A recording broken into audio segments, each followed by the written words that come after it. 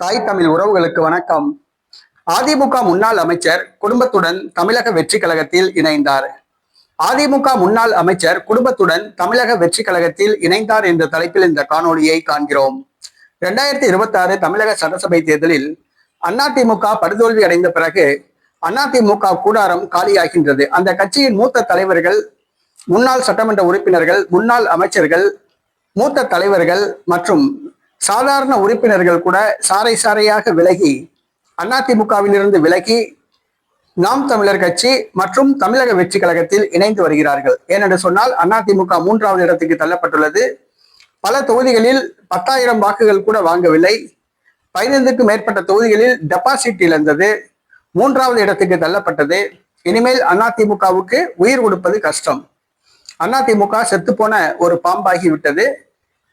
தற்பொழுது எடப்பாடி பழனிசாமிக்கு பிறகு, அவருடைய காலத்துக்கு பிறகு அதிமுக இருக்குமா என்பது கேள்விக்குறி. இந்த சூழ்நிலையில் தங்களுடைய அரசியல் எதிர்காலம் கருதி தற்பொழுது அதிமுக கூடாரத்திலிருந்து வெளியேற ஆரம்பித்துள்ளனர். இன்று காலை சற்று முன் அதிமுக முன்னாள் அமைச்சர் ஒருவர் தமிழக வெற்றி கழகத்தில் குடும்பத்துடன் இணைந்துள்ளார். அவர் வேறு யாரும் அல்ல, வெல்லமண்டி நடராஜன். திருச்சியை சார்ந்தவர் வெல்லமண்டி நடராஜன் தனது குடும்பத்துடன் தமிழக வெற்றி கழக பொதுச் செயலாளர் புஷி ஆனந்தை சந்தித்து தமிழக வெற்றி கழகத்தில் தன்னை இணைத்து கொண்டார்.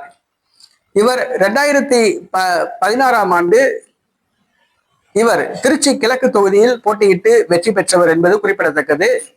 சுற்றுலாத்துறை அமைச்சராக இவர் பொறுப்பேற்றார் செல்வி ஜெயலலிதாவின் அமைச்சரவையில்.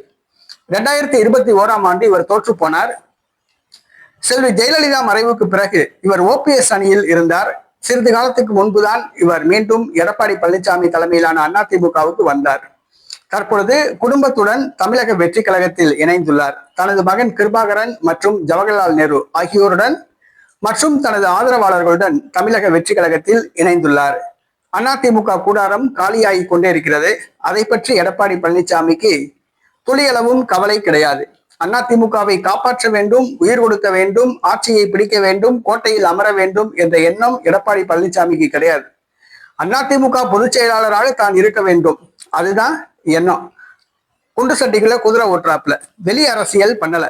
ஆக அதிமுகவுக்கு இனிமேல் எதிர்காலம் இருக்குமா என்பது கேள்விக்குறி.